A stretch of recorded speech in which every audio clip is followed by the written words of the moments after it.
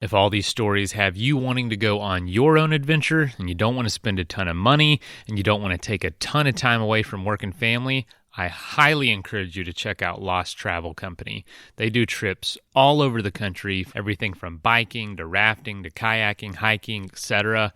And on each trip, there's an official start line and an official finish line, but getting between locations is totally up to you. However you want to do it, however you want to carry your gear, it's a total free-for-all in between. And it is a group trip, but they're very small groups. So you get to know people, but you can also easily practice social distancing. So a lot of the trips are still happening. And like I said, they're very affordable, very easy to get out and go do because they have figured out a lot of the logistics for you, but it still leaves so much room for adventure to happen. And with each trip, they give back 5% of the total trip as a donation to the area where the trip is happening. So if you'd like to find out more, go to lost.travel and use the code ADVENTURESPORTS for 10% off any of the trips listed. A lot of your listeners are going to have families and more, stable jobs that keep them to one place. But I think just wrapping your head around the idea of finding strategies to create more free time in your life can be a part of the vagabonding mindset. This is the Adventure Sports Podcast, where we hear stories of adventure from every corner of the planet. We interview all sorts of folks who are using their sport to explore the world around them and give you the inspiration you need to get out there and have some fun.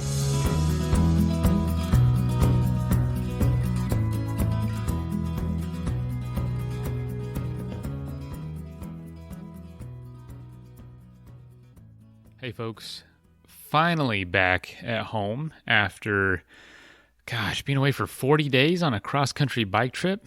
It was incredible. It was awesome. But one thing it was very hard to maintain any sort of consistency. And so posting to the show and having interviews ready was pretty challenging. And I didn't have the time to get them all ready before I left. So probably thought I'd have more time out there to do this show, but I didn't, so I missed a couple days, a couple episodes here and there, and had to do some revisited stuff, and it's still not there. I just got back, so we're going to be coming at you with new episodes starting Monday. And in the meantime, one of the things that the other coordinator and I, Nick Brown, shout out to Nick, you just did a fantastic job. We co-led this adventure together with Athletic Brewing. It was a coast-to-coast bike ride across the U.S., and it was from our brewery in Connecticut to our new brewery in San Diego. And again, it's for Athletic Brewing, non-alcoholic craft beer. And one of the things that Nick and I shared was this excitement around the book Vagabonding. And I told him, like, hey, I actually had the author of that, Rolf Potts, on the show a couple years ago. And so this is a shout out for Nick, as well as just a throwback to this episode. It was reading this book that I got as a gift from my buddy Paul that really kind of changed the trajectory of my life. And so being able to interview the author, Rolf Potts, was just a very cool experience about 2 years ago. So I just wanted to kind of tie it all in, reach back there, and bring it back up to the surface for y'all to hear. A very insightful conversation from a very interesting person. But I know my style has changed a lot in the last few years, so this is one of the very earliest interviews I ever did. So I hope you enjoy, hope you learn something, and look forward to getting some new ads up, some new interviews, and just kind of getting the show back in the swing of things after actually being able to go on an adventure, which was really refreshing, but I'm happy to be back. So here you go.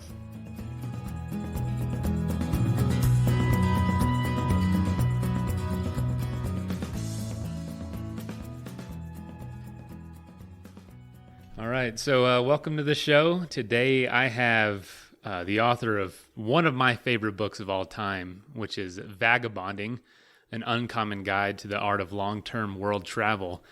And the author's name is Rolf Potts. Rolf, welcome to the show. Glad to be talking to you. Yeah, man. I don't want to get too geeky, but I read your book and was immediately inspired. It was given to me by my best friend in 2011. Immediately inspired me to ride a bicycle across the country, and I totally fell in love I read it, reread it, and read it again. And it was actually the first book I gave my wife when we first started dating, and we reread it together. And I just wanted to say this is cool for me. I'm really excited. So thanks for doing this. You bet. And actually, that's not the first time I've heard of like a sort of a vagabonding related romance. I've had other people who've shared the book on the road early on. So it's always fun to hear. Yeah, honestly, we still talk about it all the time, and she was really excited to hear that you're going to be on the show. So awesome. Yeah, tell me about, a lot of people may have not heard of you, and I know you wrote this back in 2002, and you're probably tired of retelling the story, but can you talk to the listeners just about how you got started with writing and what encouraged you to write this book specifically? Yeah, well, actually, I don't, believe it or not, get tired of talking about it. It remains a core passion, and I just love the blessing of being able to talk about a book that has reached out to so many people. But it was sort of the culmination of maybe a 10-year process before then, when I was sort of a teenager and dreaming about travel, but I thought that I didn't really deserve travel. I didn't think that long-term travel was something I could do when I was young, unless I was rich or some sort of hippie dropout with all sorts of travel secrets. And so before the book ever came into my consciousness, when I was just finished with university in my early 20s, I worked as a landscaper for a year in Seattle, saved some money, and traveled the U.S. for 8 months, living in a 1985 Volkswagen Vanagon. Now this is like a hashtag van life, but at the time I had no frame of reference at all. I was just winging it. And I was really, I was just worried that I wouldn't get the chance to travel later on in life. And so I was really setting out in this van when I was young to scratch the travel itch so that I wouldn't be bothered by the regret of not having traveled. But what happened when I traveled around the U.S., I didn't even need a passport at the time. It was just the U.S. and Canada. I realized that it was easier than I thought it would be, and it was safer than I thought it would be, and it was cheaper than I thought it would be. In fact, gas was under $1 a gallon back then, and I don't think I spent more than $5,000 in those 8 months. So I was living in North America. I ate a lot of ramen noodles, and I slept in my van a lot. But I just had the best time. In many ways, I'll never have a trip like that, because in addition to seeing this beautiful North American landscape, I was doing it for the first time, and so I think it was mixed in with a certain gratefulness that you can only appreciate for the first time ever. That first experience for you obviously led to more, and it led to a book. How long did it take before you basically gathered the information you wanted to say, I need to share this? Well, that sort of took me by surprise. I thought I've been a writer since I was pretty young.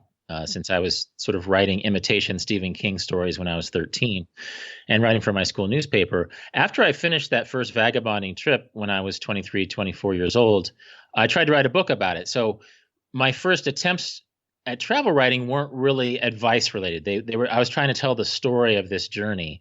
And I wasn't in a position where I could do that very well. I wrote a half or three quarters of a book. I sent it out to agents. It sort of worked at the sentence level, but I didn't really have my storytelling chops down yet. And I've said since that it's better than graduate school. That trying and failing to write a book that means a lot to you is more important than any paid education I could have. And so it really taught me lessons that paid off down the line.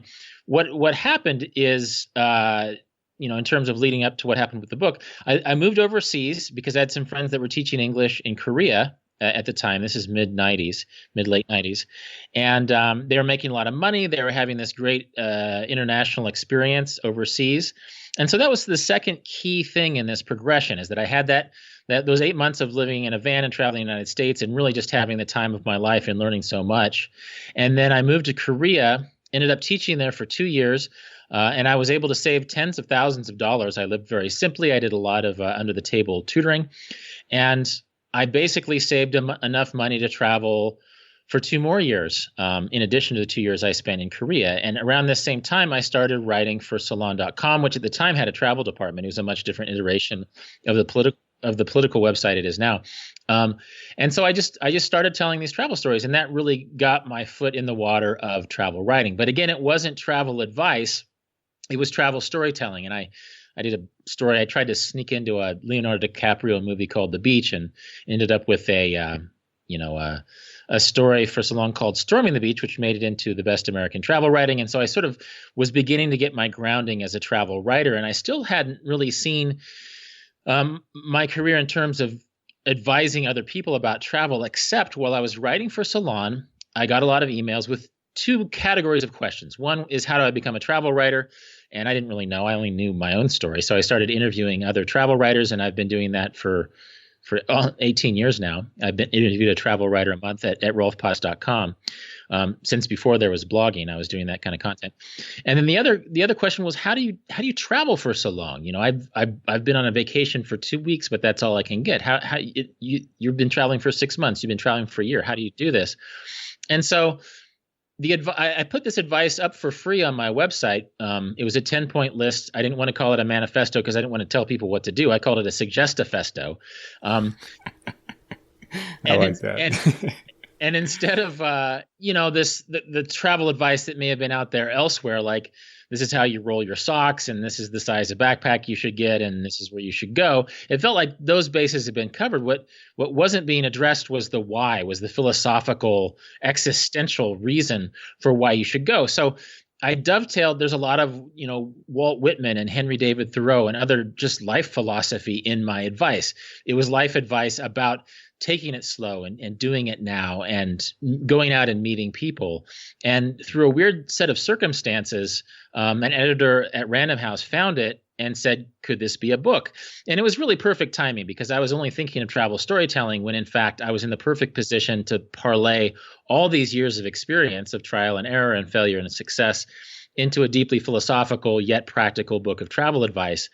And so when the editor emailed me, I said, sure. So I went back to Thailand. I rented a little room in a residence hotel and spent the next 8 months writing the book. So right when all of this was fresh and these experiences were new, and I was still feeling very grateful and sort of existentially excited about being able to take advantage of my time wealth, which, as you know, is sort of a core of the vagabonding philosophy. It's the idea that we're all born equally rich in time, and in a way, how we spend our time is more important than the possessions we collect or how we spend our money. And it doesn't take that much money to actually give yourself a lot of time to enjoy your life. So I wrote the book, and gosh, it came out in 2003, which is 15 years ago. And it's still, I've written 4 books now, but it's still what people want to talk about. That somehow that passion and gratefulness that I had at the time parlayed it into a book that people still like to talk about, and still,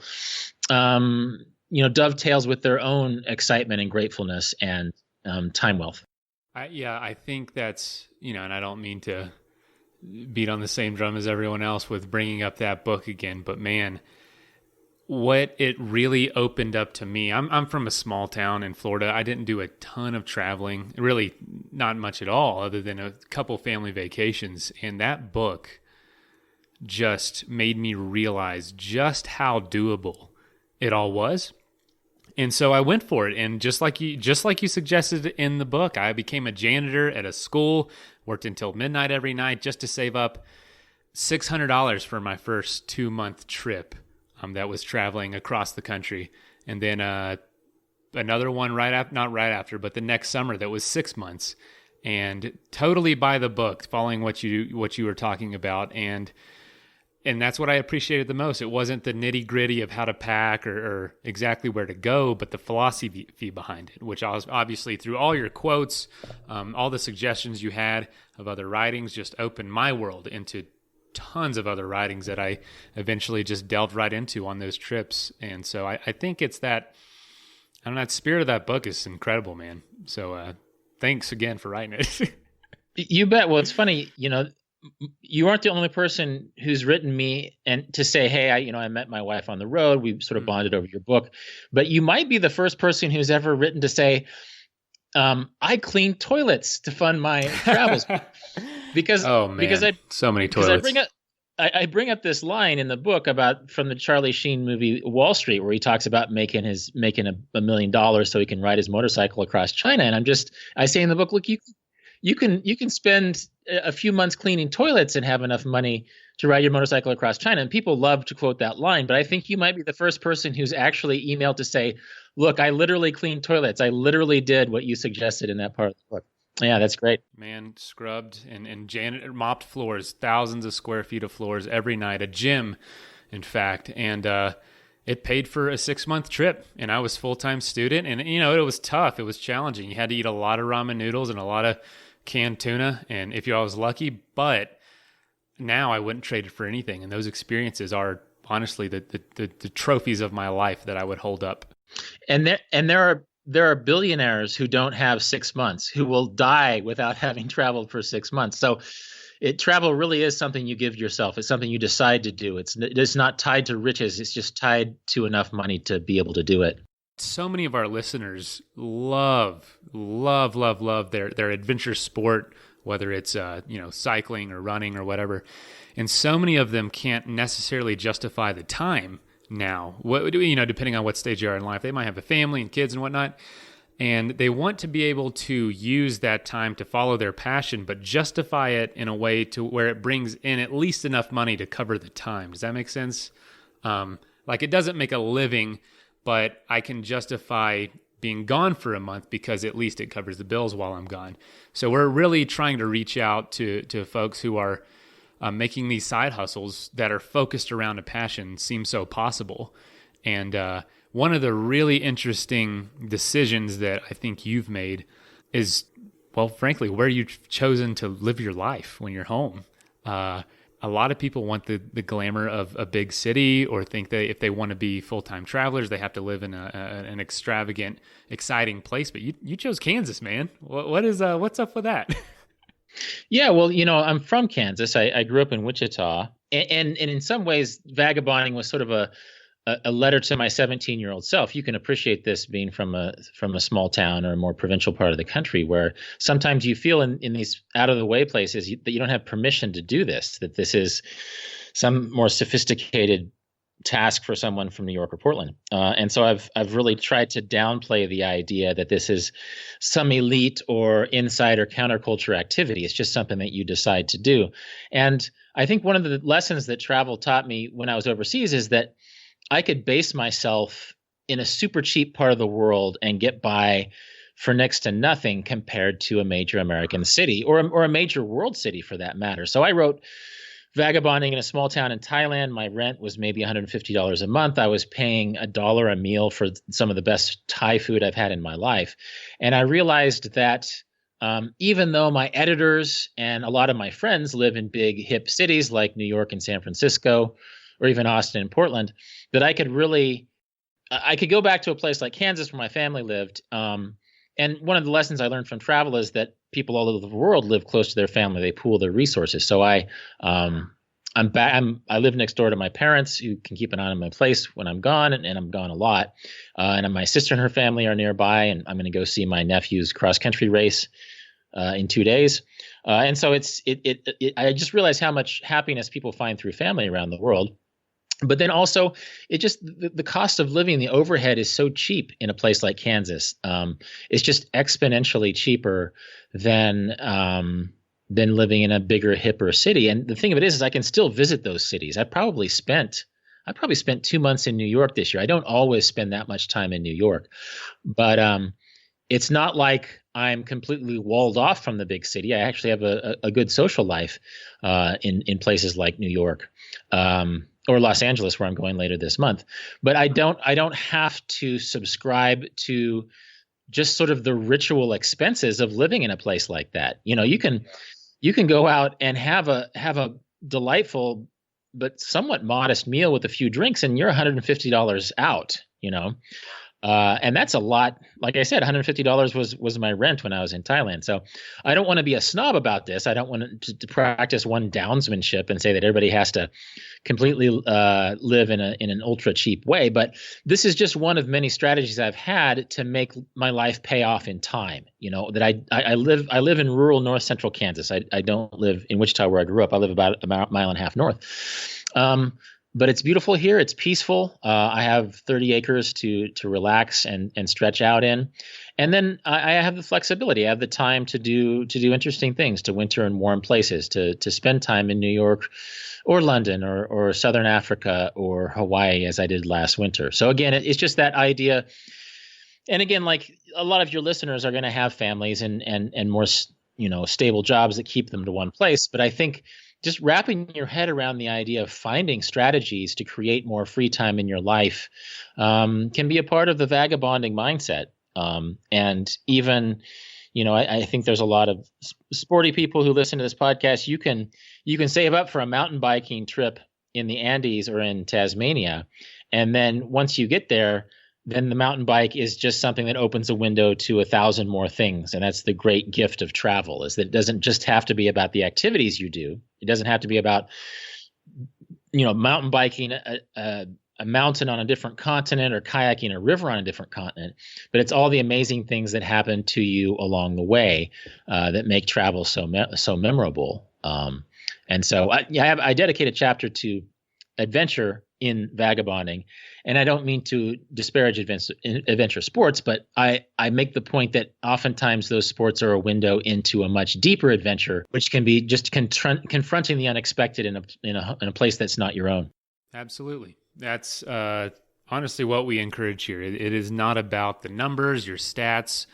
Your sport is basically your framework to build a life around, to build the ability to learn the lessons about the more important things in life. If you're obsessed with the sport and only the sport, something's wrong. I was just talking to a guy earlier today who uses, he goes for races. He wants to do races in the mountains because that's the best way he can justify the time and money to get out there, rather than just going to leisurely walk around and see it. And that's just his choice. And so it's the sport itself that gets him out there in the first place. And but he's aware that it's not about that. He's very thankful to be out there. Well, yeah, we live indoor lives. We live so much time through our screens, be it our phones or our laptops. So that's an important first step. Regardless of, again, your times or your personal records or the other technical aspects of being outside and to appreciate outdoor sports. The most important part is the outdoor part, because it's simply something people don't do these days. And that's another thing, another gift of travel, just like it's a gift of outdoor sports, is that it takes you out of those routines where you're looking back at your screen all the time. It throws you into unpredictability, where you confront your isolation and your possible loneliness and your boredom, and you get your bearings in a way. It's just this deep human experience that we're sort of cheating ourselves out of because we live such mediated indoor lives these days. Yeah, absolutely. And to go back to your point before, do you think that you could be who you are today and have accomplished the things you accomplished by living in an expensive city? Well, it's hard to say. I'd like to think I like to think yes, but it would require such a bigger budget. It would. I have the luxury of, in mid-career, of not really having to write anything that I don't want to write. I don't have to grind. I don't have to teach classes I don't want to teach to make money. I don't have to write articles I don't want to write, or books that I don't want to write to make money. And that's a luxury that I have by way of geography. I'm a fairly conservative. I've saved money, and I still have a travel nest egg. I make more money than I did when I was in my 20s. But I really think the difference is that I just have a richer palette of, it's a palette of funds to draw on. I would love city life, but I would be less time rich. I would have to dedicate more time to the grind in the city than to being outside. And again, I'm sure a lot of your listeners live in cities, and they have their own way of navigating things. I actually did a podcast episode about livable cities and the idea that you don't have to live in the not just the New Yorks or Los Angeleses, but you don't have to live in the Austins or Portlands or Minneapolis. You don't have to live in a cool city. And I'm not going to knock the cool cities because I've lived in those places myself. But there are smaller places that have really great things going on that are just more within your budget. They're smaller, quieter American towns. And we forget sometimes that we don't have to keep up with it's not a rat race, but it's sort of sort of a hipster keeping up with the Joneses of being in a cool city. There's a ton of cool cities. There's a ton of affordable cities. Oftentimes they are maybe in the upper Midwest or the South or places that aren't necessarily as fashionable as the coastal cities, but they're ways of enabling things. So just, for your listeners, there are strategies, lifestyle strategies that go from not having that Starbucks coffee and brewing and grinding your own to living in a much cheaper city that can enable the kind of savings that creates time wealth. And again, going back to your own experiences, you were a janitor. You did something that people dream about who have much more powerful jobs. So it's really a matter of that self-discipline, that simplicity, that creating opportunities to spend less money and enable the kind of travel that can change your life. Mm. No, that's fantastic, man. I live in Denver right now. I've been here about 4 years, and it's one of those cool cities. And I will have to say, I tell my friends who live in the Midwest, who live in small towns, like, am I happier here? I'd have to say I'm not. I have closer access to the mountains, which I love, and that's the reason we moved here. But the grind takes up so much of the time that I find myself not getting to those places as often as I did when I lived in Florida, which is 2,000 miles from these big mountains, So it's honestly, it's so relative. And so it's taught me a lot, and I've revisited your book. Right now I have to stay here for a business I've started with a friend, but I can totally, when I leave here at some point, it will be, I won't be looking back saying, wow, I'm really missing out, because man, it is so overrated in so many ways.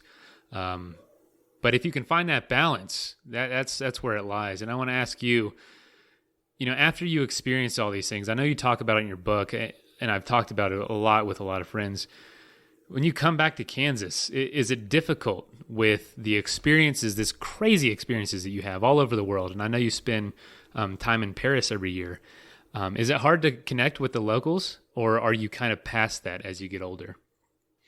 Connecting the locals in Kansas or elsewhere? Yeah, just connecting with people that might not understand just what kind of experience you just had. I knew that for me. I live in a small town. When I came back from my first bike trip, it was extremely hard and I was young. I was 20. It was extremely hard for me to connect with family again. Just like, you don't understand what I just saw. Like, I chased by bears and elk and saw the entire country, saw Alaska, and just felt very disconnected when everyone wanted to talk about, maybe what they did over the weekend. Yeah. Well, this is something I address in the last chapter of Vagabonding, that sometimes the weirdest challenge of a long-term journey is coming home. And in a way, travel slows down time. You're having this density of experience. You're experiencing new things every day. And at week's end, you think back to Monday and it's like, oh my God, that seemed like a month ago. I've just done so much. And I'm not being snobby about this. This is just what happens when you leave home and you get out of your routines, that neurologically you experience time in a different way. What happens is you get home and then, the people around you haven't had that experience. And you don't want to be a jackass about it. You don't want to, try and sort of prove to them what you've done. It's something that you can quietly appreciate. And of course, these days you can have a greater network of friends. Odds are you have a lot of friends left over from your travels. And those are the kind of people that you can reminisce with. And so that's humbling, but it's good, that you come back home and you get back into the rhythms and the kind of things that you experience back home. So I go to high school football games and barbecues and other things that reflect the pace of life in North Central Kansas.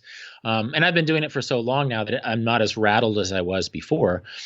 But it's not about me being a missionary of my own life and preaching to the people around me, but just sort of doing as I was when I was a traveler, I guess, and just sort of listening and watching and taking part in activities that are nearby. Admittedly, when I'm in Kansas, I'm a little bit more of an isolated person. I like just sort of getting back and lifting weights in my barn and going for runs and reading some books.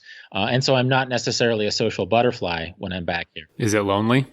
I'm the kind of person who's a little bit of an introvert, so I don't really get lonely. It can be solitary sometimes, but my family's close by, and so I see my nephews and my sister and her family and my parents quite a bit, and then their extended friends. And so weirdly enough, it's not just like having a lonely outpost on the prairie, that I come back sort of with a built-in community. And I have friends that I grew up with in Wichita, which is an hour and a half away. And in fact, I was just there this weekend visiting some of them. So it's not too difficult of a transition. And to follow on to one thought you had earlier, I love Colorado and I love the mountains there. But when I was doing my podcast episode about affordable places to live, Colorado didn't really ping the radar very much. It's just not a cheap place to live. California and Oregon are the same way. But there are great mountains in Tennessee and West Virginia and North Carolina, which may not be as sexy as Colorado and Oregon and California. But I know that just as Asheville has become a fashionable place in North Carolina in the last 10 or 20 years, there are other places in Tennessee and West Virginia, or Virginia or North Carolina that are an equivalent. And the mountains might not be as high as Colorado, but if you're looking for that lifestyle, that outdoor, that rivers and mountains lifestyle, there are other cheaper places to do it. So I just wanted to add that on, that Colorado is a place I love. I grew up going there from Kansas every year, but it's just not as affordable as some other places that do have mountains and rivers and other places like that. In the podcast episode we did, California and Oregon, two other places I love, didn't really show up much on the affordability list. But places like Tennessee, North Carolina, West Virginia, more southern places that have great mountains, great rivers, and other good context for the kind of outdoor lifestyle that I'm sure your listeners enjoy, are more affordable. And, plenty of people can afford Colorado and California and Oregon in such a way that they can keep a lot of free time for travel. But again, feeding into this whole vagabonding mindset and really just being strategically about creating a life that has time for the kinds of things you love, be it travel or be it outdoor sports and long weekends. There are other strategies for settling yourself in a place that has outdoor options. I know Tennessee came up a lot. I don't have a lot of experience in the mountainous part of Tennessee. But that was just a place that was pinged a lot. There's people who are out kayaking and mountain biking in sort of the mountain south, in a way that's more affordable in sort of the more glamorous mountain west of the U.S. I'll have to say, personally, I am in love with the grandeur of the West and the drama of the West. It's just so big and so vast. I don't think that can be replicated. But if it's the day-to-day things that you're looking for, just from experience, it is very hard to get out there. And it was hard. We came here with no plan. It was very hard for my wife and I to get on our feet. Even now, just trying to start our own businesses and trying, to do new things. Any hiccup in the process can really slow you down for a long time financially.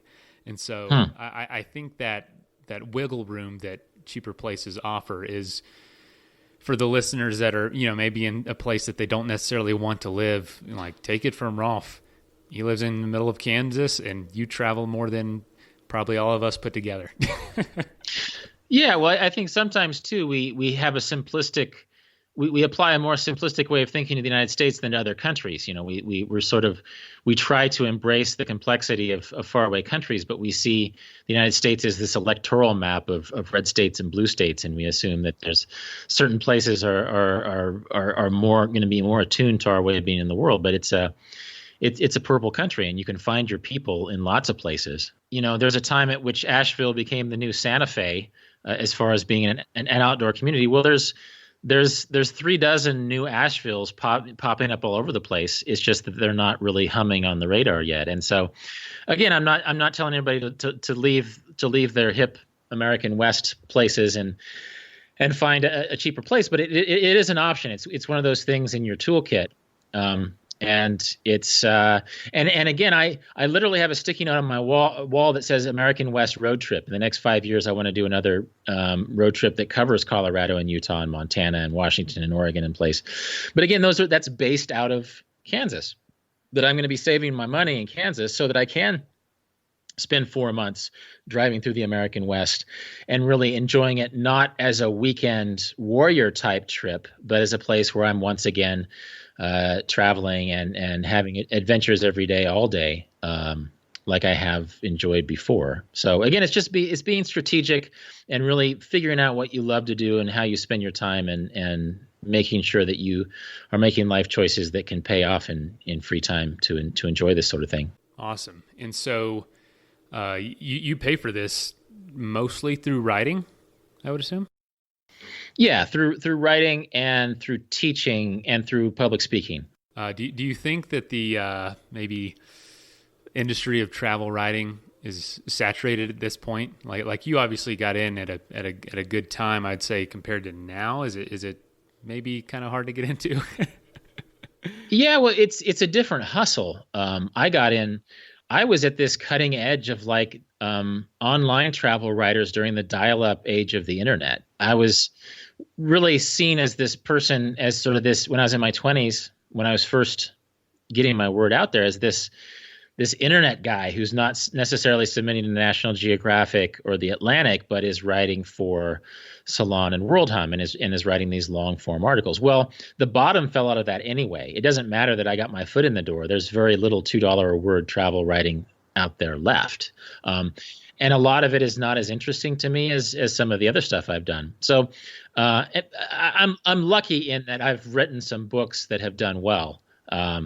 And I have, I've been teaching a class in Paris for a long time, and there's other opportunities where I can sort of diversify my income in tandem with living simply and saving my money. But these days, travel writing is more multimedia. It's more about establishing blogs and sort of creating your own income source. Yeah, YouTube channels. I mean, there's so many ways to kind of for people to experience what you're doing.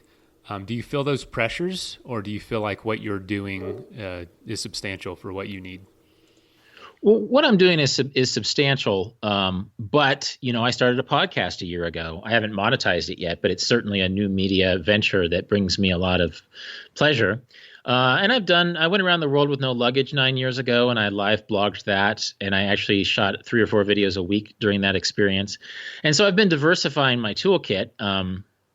I guess I've sort of been spared the hustle that comes with being an air quotes influencer, which is how people sort of monetize that lifestyle. And I don't know if I can really speak to the task of breaking into the travel writing trade in 2018, except to say that really focus on what you love. Don't really bend your skill set to what you think you're supposed to write about it. Find out what you love and what you're passionate about, because if I hadn't have written, actually a couple things, if I had been successful at age 23 instead of later on in my 20s, my writing chops wouldn't have been good enough. It was good for me to fail a few times before I finally got successful.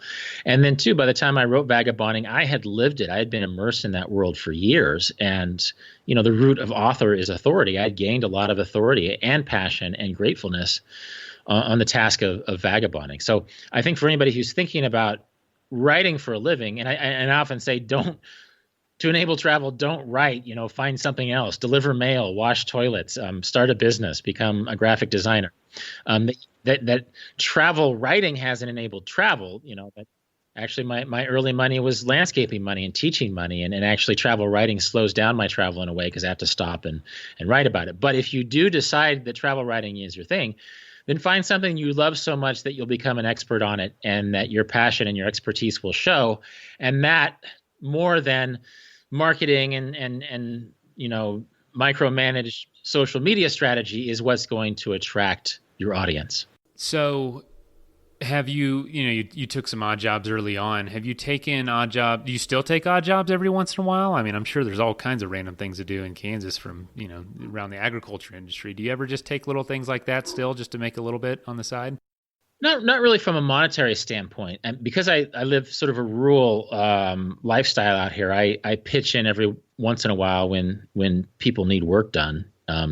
From on my parents' land to my sister's land to neighbors, but not really as a way to make ends meet. Because again, I'm lucky enough, or I put my time in enough that I can go do teaching gigs or public speaking gigs, or even writing gigs that just pay more than $10 an hour or whatever it would take to do that. I'm certainly not opposed to it, but just it's in that I'm in that situation where if my time is going to be applied to something in terms of making money to travel, I'm in a position where I can do some more high profile stuff that's simply going to pay off in a more efficient way than helping my neighbor fix his fence for money, And I've sort of been grandfathered in. I just spoke at TravelCon down in Austin. It was the first year that it's happened, but it was a really great travel conference that's going to become annual. The organizer, Matt Kepnes, Nomadic Matt, asked me to do a keynote. And I realized that this year is the 20th anniversary of me being a full-time travel writer. So the talk became 20. I'm sort of this silverback, I'm this old timer now in the travel and writing world. And I can benefit from that a little bit. And so I don't know. I'm sure that there's an equivalent. Somebody in the year 2038 is going to look back on 20 years and they're going to have their own toolkit of how they make a living. And that might include public speaking and teaching and freelance writing, but it might not. And in fact, that's what I told people at the conference, that the way we tell travel stories 10 years from now will probably involve technology or platforms that haven't been invented yet. So it's just good to be fluid and just keep focused on your passion rather than trying to guess what the next hustle will be. That's good advice. Just kind of fitting that passion into whatever the medium's going to be. Yeah, because there's just no way to predict it at this point. And so in saying that, what's on the horizon for Rolf Pods? What do you got going on, and what kind of new things are you going to be trying in the future? Well, for once, you caught me at this moment where I'm not quite sure yet. And like I said, I have a wall full of sticky notes here. And so I have a lot of possibilities. I usually go someplace warm in the winter. Of course, I'm often in Europe in the summer. So I think I'm going to go back to Asia this year. Whether or not that is tied to a specific writing project depends on some things. I've been doing some screenwriting projects. Of course, I've been doing my podcast. And so to be honest, I'm not really sure yet. But I do know that it will involve travel. I do know that it will involve writing. And I certainly hope it'll involve learning new lessons and enhancing my life in surprising ways. But to say I'm going to be doing X in the next 6 months, I actually have no idea, which is kind of exciting, but kind of unsettling. So that's one of the things while I'm home here in Kansas for the next few weeks. It's something that I'll be sort of considering. And it's a blessing, really, to be able to decide how I'm going to spend my time out of a pool of choices. But I need to pick one. And of course, it needs to be able to make me some money. And it needs to be something that I enjoy. But I have no idea. But next spring, for sure, I'll be busy doing it. I just don't know what it is yet. Awesome, man. No, that is a cool place to be in. It's a fortunate place to be in. Definitely. And so, you released a book earlier this year? Is that correct? I did, yeah. I released a book called Souvenir, which is a short book, which is part of Bloomsbury's Object Lessons series. And each book in the series sort of looks into a sort of a personal and cultural history of different objects. I mean, there's a book about socks, and there's a book about portable radios, and there's a book about rust. And as a travel guy, I've been interacting with and taking notes on souvenirs forever. And in fact, I started collecting souvenirs when I was a little kid. I think it's just sort of a natural thing that we do. So I explored that sort of psychologically, but also culturally and anthropologically and memoiristically.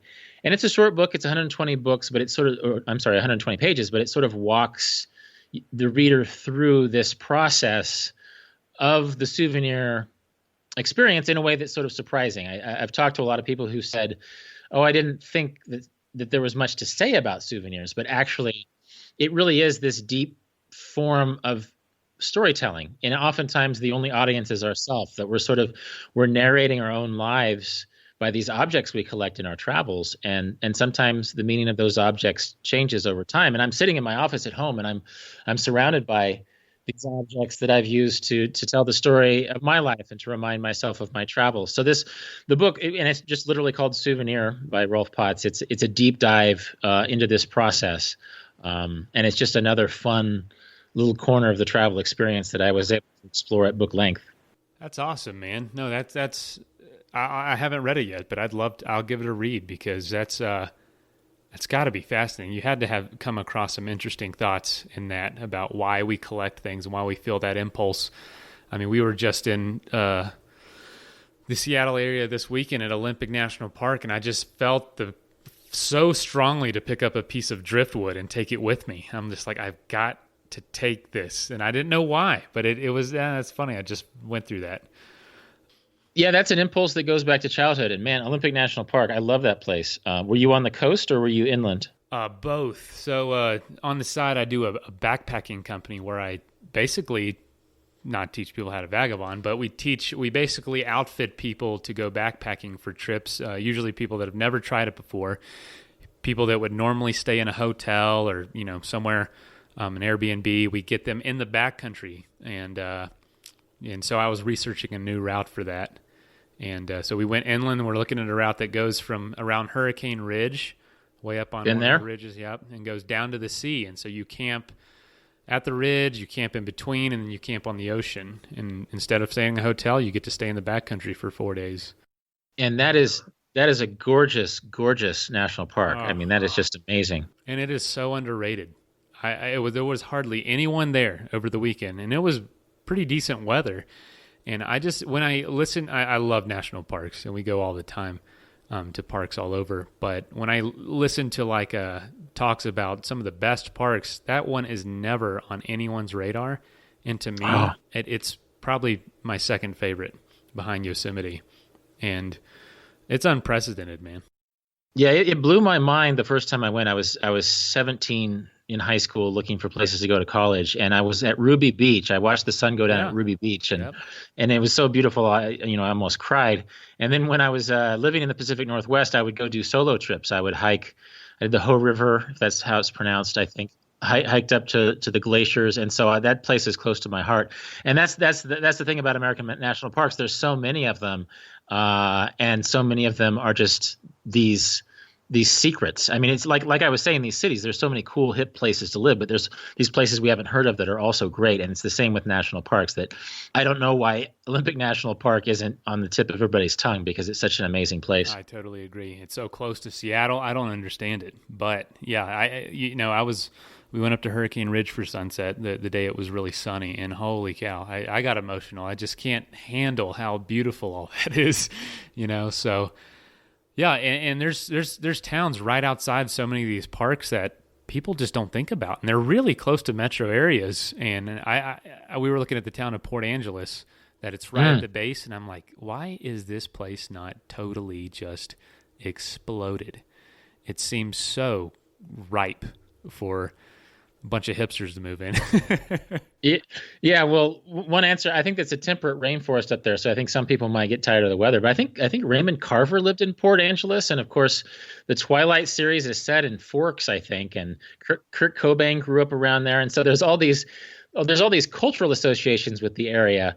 But I guess it's more solitude for people like you and me who know how amazing that place is. But and it's I don't know. I don't know if it's the only temperate rainforest. I saw clovers as big as my hand, and I don't have small hands in that rainforest. And so, yeah, again, there probably is a hipster scene. There probably are people living there right now who just can't believe how good their luck is that they're living in Port Angeles or one of these other places. But there's a place. There's people living near Big Bend and near parks in New England and other parts of the country who are also can't believe their luck. And so it goes back to one of my vagabonding principles. Don't set limits. Don't set limits to what's beautiful and amazing. And even if you haven't heard of it and it's not making top 10 lists, that there's just no shortage of amazing places in the U.S. and worldwide. Man, thank you so much. I actually got one more question to you. It's a set of questions, and then we'll wrap up. Something I like to ask people with this Life Outside the Box series is, in your pursuit to turn your passion into a career, what has been something for you that has been surprisingly easy and another thing that's been surprisingly hard? I think just the basic 2 + 2 = 4 of long-term travel has been the easy part. That there's been very few stages in my travel career where it isn't just a lot simpler than I thought. I went around the world with no luggage and a cameraman to sort of prove this point about travel minimalism. And one problem in telling the story from the road was how easy it was after 1 week. Like I sort of got used to having no bags and keeping an extra pair of socks and underwear in my pockets. And pretty soon the narrative wasn't about the challenge of no baggage, because that wasn't a challenge anymore. The narrative just sort of became about the places I was traveling in. And that's sort of an echo of everything that happened before, is that everywhere I've gone, after a week or two, I just get used to it. And humans are adaptable. And if you're open to the sorts of simple challenges that are presented by travel, it's just simple problem solving. So that was the easy part, is that just travel has always been easier and cheaper and safer than I assumed it would be. And then the more difficult part, I guess it's just the ongoing change of making a life of it, is that I just can't settle into one way of being. It's an outside of the box lifestyle that my community. I'm close to my family, but I don't really have a home community necessarily that I see all the time. The technologies and opportunities of the travel writing world keep changing, and so it keeps me on my toes. I can't get complacent, and I guess that's a good way to be. But at the same time, there's always a little bit of hustle involved, lifestyle wise, just as far as maintaining my sense of community, and then making a living amid all the changes of this world. Yeah, well, I guess that's a better alternative than becoming really complacent and having to fight against that. Yeah, I'm sure there's an overweight, depressed, couch sitting version of myself that I don't need to communicate. That's funny. Well, man, I really appreciate you being on here. You were definitely on my short list of people I wanted to get in contact with as soon as I started hosting this show. So, thanks again for making this happen and taking the time. Yeah, you bet, and good luck in the ongoing journey. First of all, thank you so much for listening. It means the world to us that you choose to listen to this show. If you'd like to help us further, you can leave a review on iTunes, share us with your friends, your family. It goes a long way to growing the show. You can also support us financially through patreon.com/adventuresportspodcast. Link is in the show notes. And also, if you have an idea of who could be a good guest for the show, we're always looking for people to tell their story about the outdoors or adventure. So if you know someone, please reach out. Email us at info@adventuresportspodcast.com. And until then, get out there and have some fun.